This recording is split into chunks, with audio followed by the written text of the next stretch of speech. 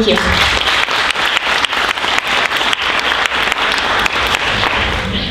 Without further ado, I would like to present you our very first speaker. He has extensive experience in the corporate world as a marketing manager, business analyst, and a consultant. He has also established his own consulting company, Dynamix Labs.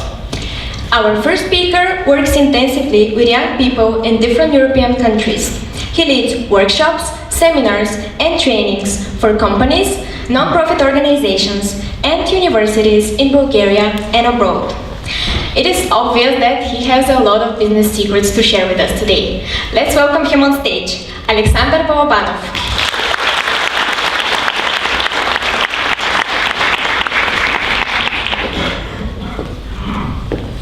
Hello and good morning.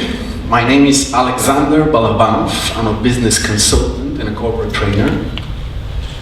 Today we're going to be talking with you. I'm going to be sharing some of the most interesting advancements in the individual and organizational developments in context of leadership. So today the topic which I will be talking about will be leadership. My brief will be firstly to entertain you a little bit, secondly to share something new, and thirdly hopefully to provoke some thought and some topics for self-reflection and maybe some conversations and discussions.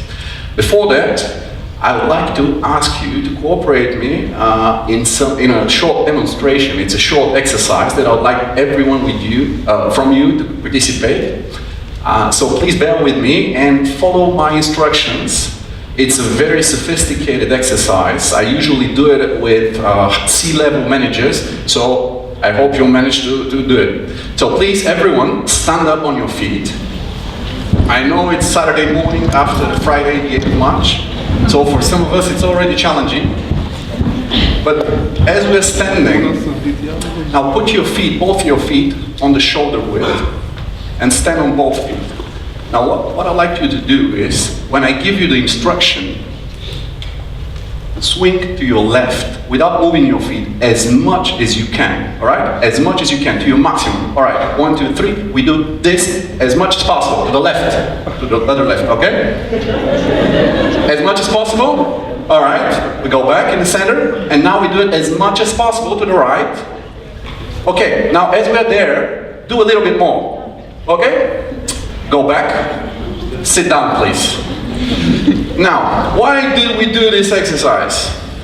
What was my first instruction? Turn as much as you can. How many of you turned as much as you can? Thank you, I'm glad to see that. How many of you followed my second instruction? Turn a little bit more. Okay, let me repeat the first question. How many of you turned as much as you can? What's going on here? Why did this happen?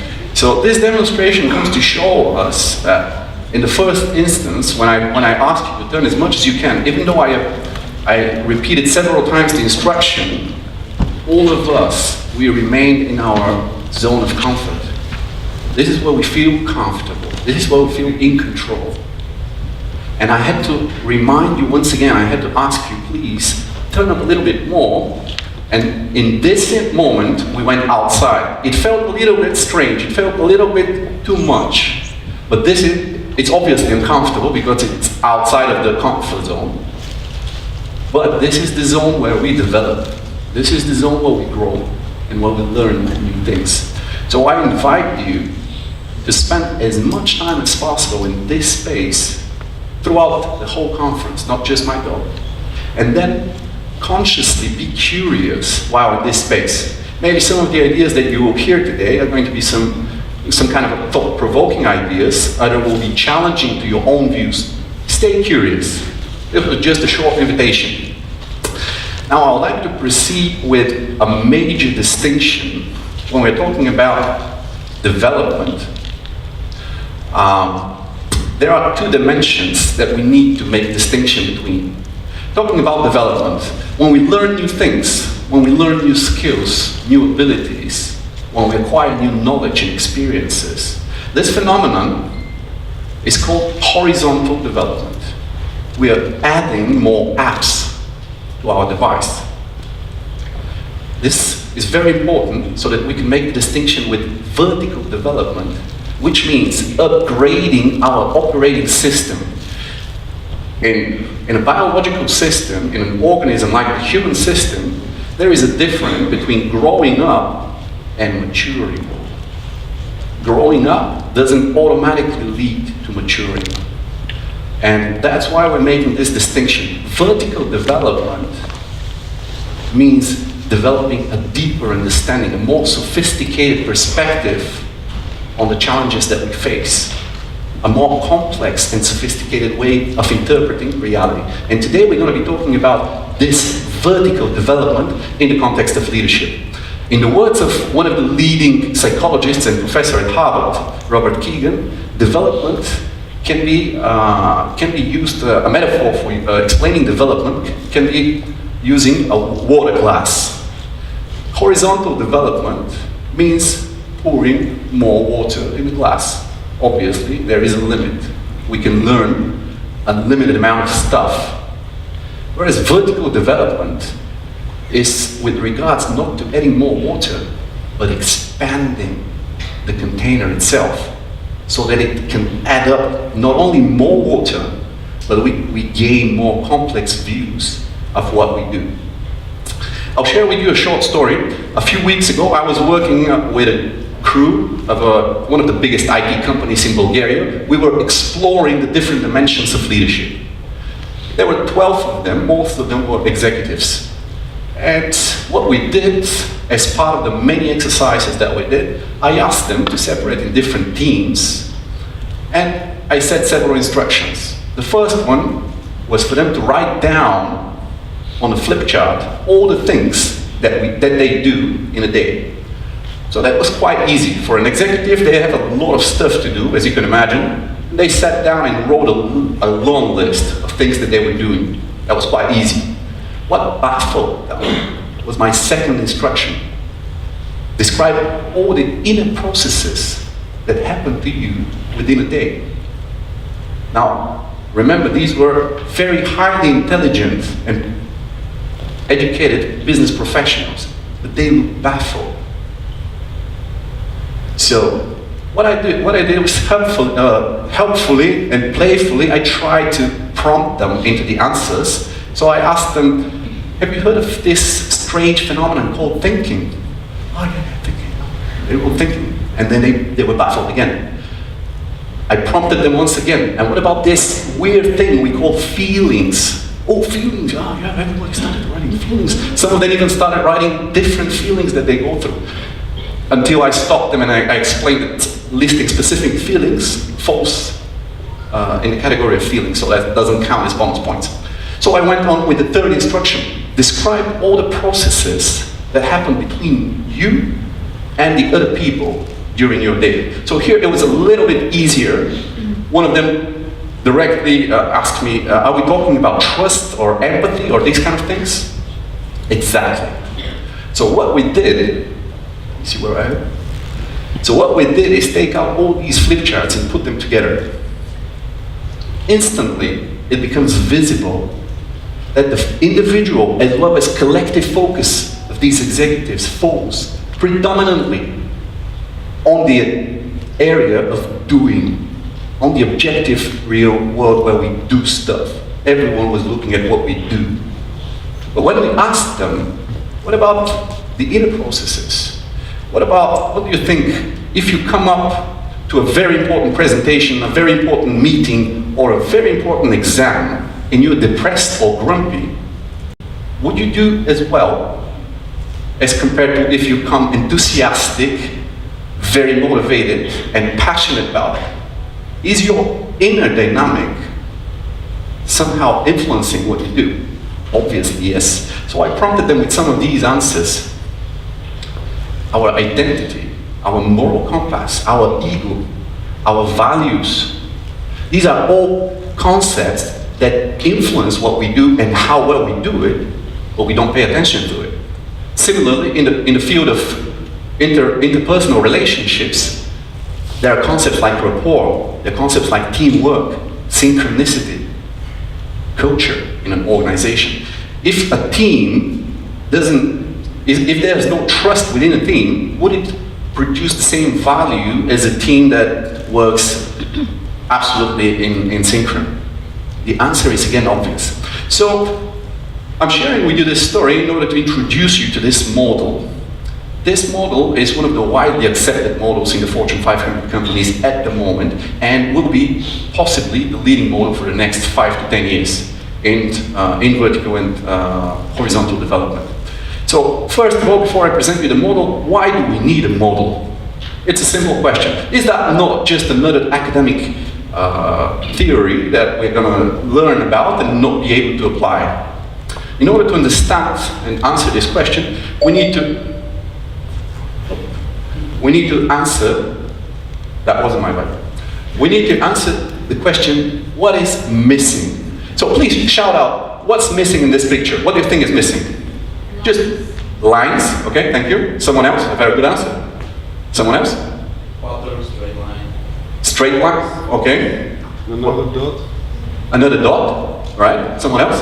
Context. Context, very nice. So we have several different answers. Let me go on and ask you, what's missing in this picture?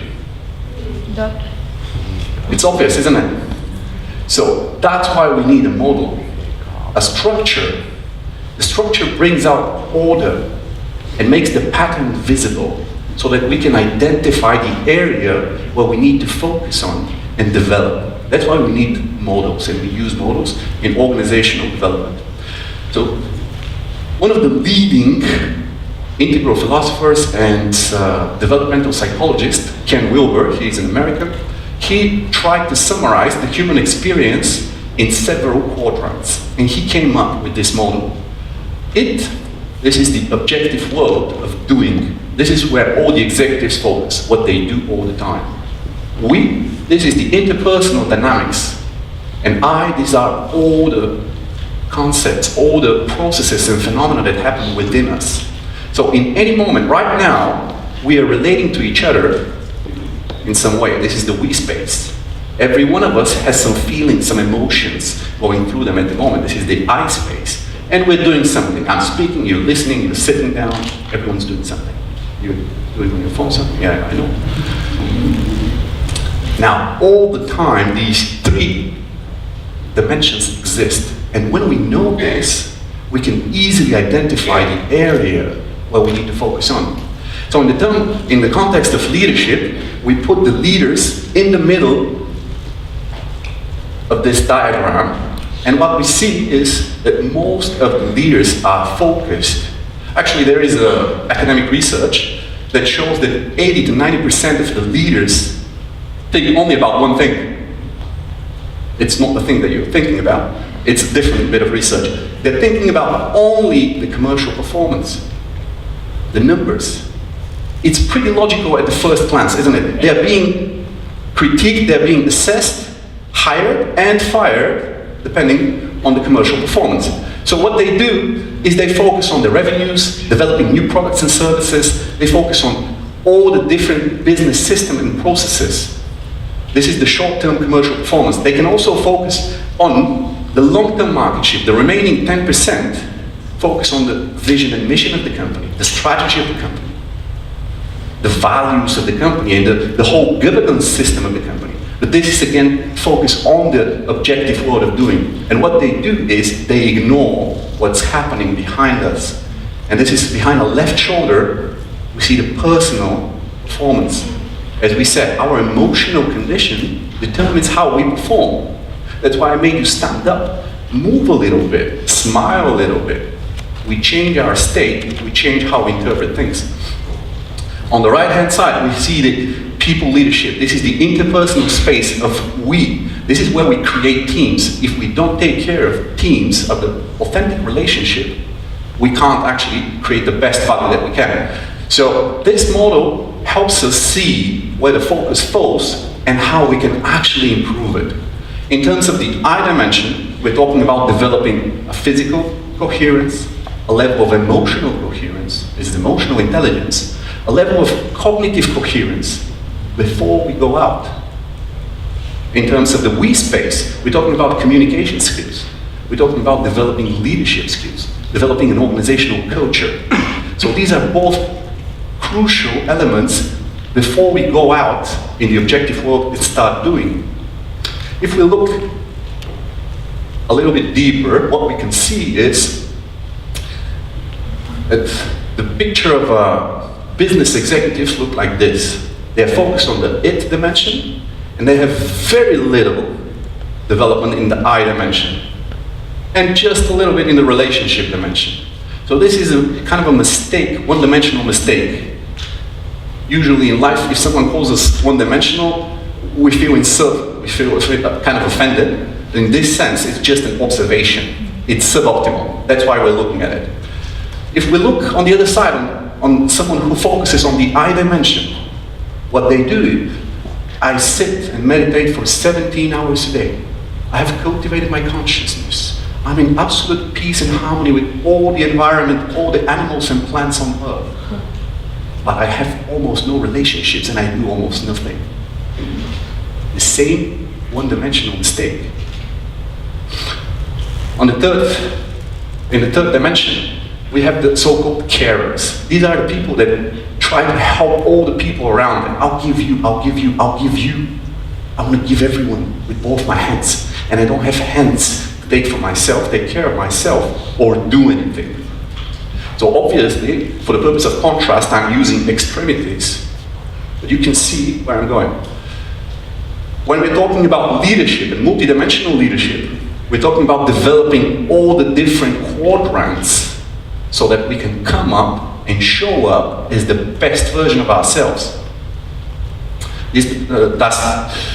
That's a very important part. It means that we need to develop vertically in the three, not just one of these dimensions. So if I ask you, I usually do this with smaller groups, what are the most inspiring leaders in the 20th century? Inevitably, one of the names that comes up in the top three would be Nelson Mandela. What happened to him? 27 years he stayed in jail. He was in prison. He couldn't do almost nothing, so the it dimension for him was almost non-existent. There was just a few connections with a couple of guards and 1-2 friends. So the we space was very limited. So what he did is worked on himself. Leadership starts from the I. 27 years, he cultivated his I, and then he went out. And when he became the president and could retaliate, he was already operating from a more sophisticated perspective, from a deeper, more complex perspective. Another example that I like to use, leadership starts with the I. We all know who this man is. Another great leader from the 20th century. What does he say? I have a dream. Leadership starts with the I. He doesn't say, you have a dream, or there is a dream. He says, I have a dream that we are going to do this. I, we, it. Brilliant leadership, focusing on all dimensions. So as I see it, my time is running out. So I just want to leave you with a quote from Mark Zuckerberg, who said that great leaders don't just add up a little bit, they add up 1,000 times more. So if you want to be the best version of ourselves, as we are in a university, I can't help myself but give you some homework. And I'm sure all of you will do it. So when you go home, first ask yourself, how much time do I spend in each of the three quadrants? How much time do I spend working on myself before I go out? Do I make a difference between being enthusiastic, motivated, passionate, and being just hopeful that I'll feel all right at the important time? How much time do I spend in the we space, cultivating authentic relationship? If we come up with a fragmented self, showing just one part of ourselves, it could be the I part, it could be the we part, or the it part, it's a fragment of us. It's not the whole of us. If we're not coming as a whole, we're not being authentic. So these are the homework questions that you need to ask. I'd like to ask you to ask yourselves. It's a self-reflection process. And it's the start of developing vertically in all the 3 dimensions. And now I'd like to thank you for the greatest gift that you could have presented me with, and that's your attention. Thank you.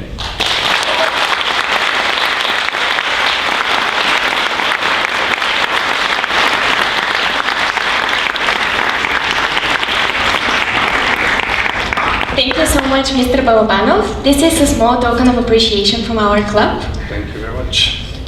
And you can take it.